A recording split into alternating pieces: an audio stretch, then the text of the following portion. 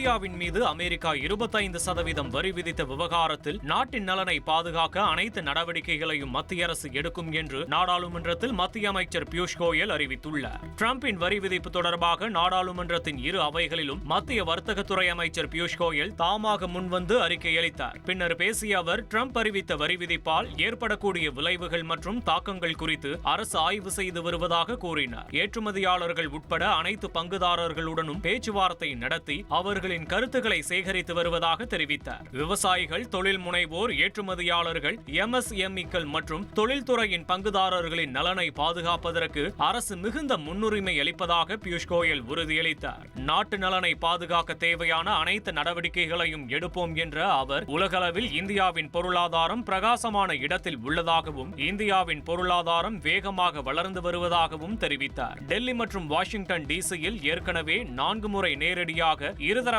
வர்த்தக ஒப்பந்த பேச்சுவார்த்தை நடைபெற்றதாக தெரிவித்த பியூஷ் கோயல், வர்த்தக பேச்சுவார்த்தை தொடர்ந்து நடைபெற்று வருவதாகவும் அந்த வர்த்தக ஒப்பந்தத்தில் நமது நாட்டின் நலன் பாதுகாக்கப்படும் என்றும் உறுதியளித்தார்.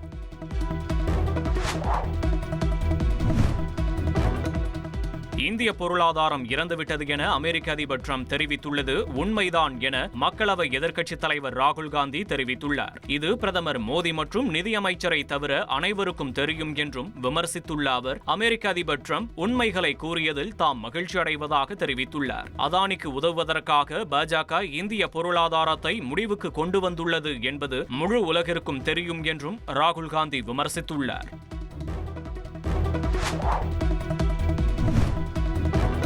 தமிழக டிஜிபி சங்கர் ஜிவாலின் பதவிக்காலம் முடிந்தவுடன் அவரை பதவி நீட்டிப்பு செய்யக்கூடாது எனவும் உடனடியாக அடுத்த டிஜிபியை நியமனம் செய்ய வேண்டும் என கோரியும் மெட்ராஸ் உயர்நீதிமன்ற மதுரை அமர்வில் மனு தாக்கல் செய்யப்பட்டுள்ளது. டிஜிபி சங்கர் ஜிவாலின் பதவிக்காலம் ஆகஸ்ட் 31 முடிவடைகிறது. இந்த நிலையில் சங்கர் ஜிவாலின் பதவிக்காலம் நீட்டிக்கப்படலாம் என தகவல் வெளியாகியுள்ளது. இதனை எதிர்த்து தாக்கல் செய்யப்பட்ட மனுவில் சட்டமன்ற தேர்தல் 2026ஆம் ஆண்டு நடைபெற உள்ள நிலையில் தங்களுக்கு சாதகமானவர்களை பொறுப்பில் வைத்துக் கொள்ள மாநில அரசு விரும்புவதாக தெரிகிறது என குறிப்பிடப்பட்டுள்ளது. ஆணவ கொலை, கொள்ளை போன்ற அச்சமூட்டும் சம்பவங்கள் அதிகரித்து வரும் சூழலில் சட்டம் ஒழுங்கை நிலைநாட்ட தமிழக காவல்துறை தலைவர் பணியிடம் முறையாக நிரப்பப்படுவது அவசியம் என கூறப்பட்டுள்ளது. மேலும் மனுவில் உச்சநீதிமன்றத்தின் உத்தரவை சுட்டிக்காட்டி IPS அதிகாரிகளை நியமிக்கும் செயல்முறையை உடனடியாக தொடங்க உத்தரவிட வேண்டும் என கோரப்பட்டுள்ளது. குறிப்பாக சங்கர் ஜிவால் ஓய்வு பெற்ற பின் பொறுப்பு காவல்துறை தலைவரை நியமிக்கவோ பணிக்காலத்தை நீட்டிப்பு செய்யவோ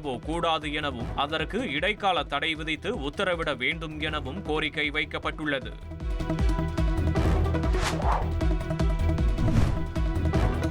சிதம்பரம் நடராஜர் கோவிலில் கனக சபையில் பக்தர்கள் தரிசனத்திற்காக தீட்சிதர்கள் மேற்கொண்டுள்ள நடவடிக்கையால் அதிக எண்ணிக்கையில் பக்தர்கள் தரிசனத்திற்கு அனுமதிக்கப்படுகிறார்களா என ஆய்வு செய்து அறிக்கை அளிக்க இந்து சமய அறநிலையத்துறைக்கு சென்னை உயர்நீதிமன்றம் உத்தரவிட்டுள்ளது.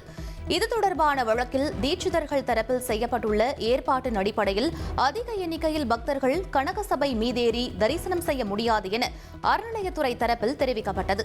இதையடுத்து தீட்சிதர்கள் தரப்பில் செய்யப்பட்டுள்ள ஏற்பாடுகளை நேரில் ஆய்வு செய்ய அதிகாரிகள் அடங்கிய குழுவை நியமிக்க இந்து சமய அறநிலையத்துறை ஆணையருக்கு நீதிபதிகள் உத்தரவிட்டனர். இந்த குழுவினர் வார நாள், வார விடுமுறை நாள், விழா நாள் என 3 நாட்கள் நேரில் ஆய்வு செய்து அதிக எண்ணிக்கையில் பக்தர்கள் கனக சபை மீதேறி தரிசனம் செய்ய அனுமதிக்கப்படுகிறார்களா என புகைப்பட ஆதாரங்களுடன் ஆகஸ்ட் 20ஆம் தேதிக்குள் அறிக்கை தாக்கல் செய்ய நீதிபதிகள் உத்தரவிட்டனர். வழக்கின் விசாரணை ஆகஸ்ட் 21ஆம் தேதிக்கு ஒத்திவைக்கப்பட்டுள்ளது.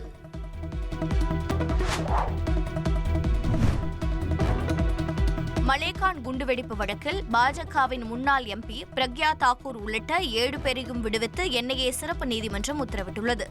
மகாராஷ்டிர மாநிலம் நாசிக் மாவட்டம் மாலேகானில் கடந்த 2008ஆம் ஆண்டு செப்டம்பர் 29ஆம் தேதி மசூதி அருகில் மோட்டார் சைக்கிள் வெடிகுண்டு வெடித்து 6 பேர் உயிரிழந்தனர். 100க்கும் மேற்பட்டவர்கள் காயமடைந்தனர். இந்த வழக்கில் பாஜக முன்னாள் MP பிரக்யா தாக்கூர், முன்னாள் ராணுவ அதிகாரிகள் ரமேஷ் உபாத்யாய், பிரசாத் புரோஹித் உள்ளிட்டவர்கள் மீது குற்றப்பத்திரிகை தாக்கல் செய்யப்பட்டு சிறப்பு நீதிமன்றத்தில் விசாரணை நடைபெற்று வந்தது. நாட்டையே உலுக்கிய குண்டுவெடிப்பு வழக்கில் 17 ஆண்டுகளுக்கு பிறகு தீர்ப்பு வெளியாகியுள்ளது. அதன்படி வழக்கில் குற்றம் சாட்டப்பட்ட அனைவரையும் விடுதலை செய்து நீதிமன்றம் உத்தரவிட்டுள்ளது. வெறும் கருத்துக்களை வைத்து நீதிமன்றம் யாரையும் தண்டிக்க முடியாது, உறுதியான ஆதாரங்கள் இருக்க வேண்டும் என தெரிவித்த நீதிமன்றம் குண்டுவெடிப்புக்கு சதி திட்டம் தீட்டியதற்கான எந்த ஆதாரமும் இல்லை. மோட்டார் சைக்கிளில் வெடிகுண்டு வைக்கப்பட்டதை அரசு தரப்பு நிரூபிக்கவில்லை என்றும் கூறியுள்ளது.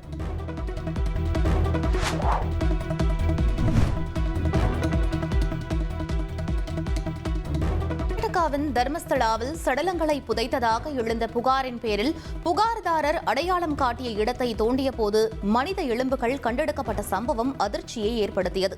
தர்மஸ்தலாவைச் சேர்ந்த தூய்மை பணியாளர் தான் பல சடலங்களை புதைத்ததாக சமீபத்தில் காவல்துறையில் புகார் அளித்தார்.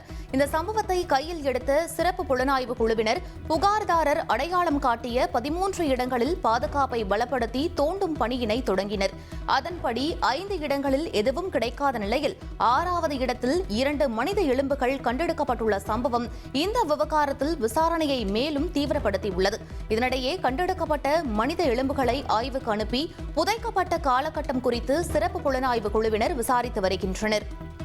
இங்கிலாந்துக்கு எதிரான 5வது டெஸ்ட் போட்டியின் முதல் இன்னிங்ஸில் இந்தியா விக்கெட்டுகளை இழந்து தடுமாறி வருகிறது. ஓவலில் தொடங்கியுள்ள இப்போட்டியில் டாஸ் வென்ற இங்கிலாந்து பவுலிங்கை தேர்வு செய்தது. தொடக்க வீரர்கள் ஜெய்ஸ்வால் 2 ரன்களுக்கும் KL ராகுல் 14 ரன்களுக்கும் ஆட்டமிழக்க சற்று நேரம் தாக்குப்பிடித்த கேப்டன் கில் 21 ரன்களும் தமிழக வீரர் சாய் சுதர்சன் 38 ரன்களும் எடுத்தனர். ஒரு முனையில் விக்கெட் விழ மறுமுனையில் நிதானமாக ஆடிய கருண் நாயர் அரை சதம் அடித்தார். முதல் நாள் ஆட்ட முடிவில் இந்தியா 6 விக்கெட் இழப்பிற்கு 204 ரன்கள் எடுத்துள்ளது. கருண் நாயர் 52 ரன்களுடனும் வாஷிங்டன் சுந்தர் 19 ரன்களுடனும் ஆட்டமிழக்காமல் உள்ளனர். 2ஆம் நாள் ஆட்டம் இன்று பிற்பகல் 3:30 மணிக்கு தொடங்க உள்ளது. இன்ஸ்டாகிராம்ல நடிகை ஓவியா புடவை கட்டி வெளியிட்டிருக்க வீடியோ தான் சோசியல் மீடியாவில் ட்ரெண்ட் ஆகிட்டு இருக்கு.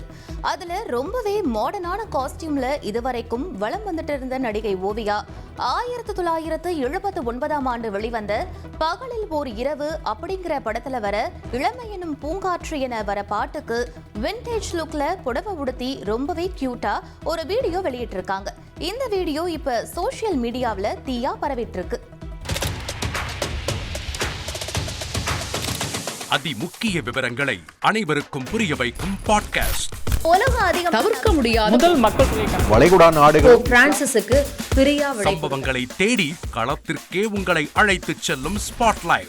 அங்க இருக்கக்கூடிய கள விவரங்கள் என்ன? அமலாக்கத்துறை கடந்த 5 வருஷமாவே சார் எனக்கு ரொம்ப பிடிக்கும் அவர் வர்றதுக்காக எங்களுடைய நியாயமான கோரிக்கை. Even at the cost of stopping. பார்வையாளர்களையும் செய்திக்குள் பங்கெடுக்க செய்யும் மக்கள் குரல். 50 ரூபாய் எங்களுக்கு தண்ணிக்கு ஒரு தீர்வே இல்லங்க 10 வருஷமா. எங்களுக்கு சரியான ஒரு விடிவு கிடைக்கவில்லை. 60,000 ஏக்கருக்கு தான் கேக்குறோம். பிச்சை கேக்குறாங்க. புத்தம் புதிதாக வித்தியாசமாக ஹெலிகாப்டர்களின் உதவி என்ன படிக்கலான்றதுல பேரண்ட்ஸும் என்கரேஜ் பண்ணணும், ஸ்டூடெண்ட்ஸும் தேர்வு செஞ்சு. எனக்கும் சீமானனுக்கும் பெரிய வித்தியாசம் இல்லைங்க. ஒரு பாயிண்டா சொல்லணும். உங்களுக்கான தலைவர்களை பொழுதுபோக்கு தளத்தில் தேடாதீர்கள், போராட்ட களத்தில் தேடுங்கள். அனைத்தும் உங்களுக்காக. எப்போதும் இணைந்திருங்கள் தந்தி டிவியுடன்.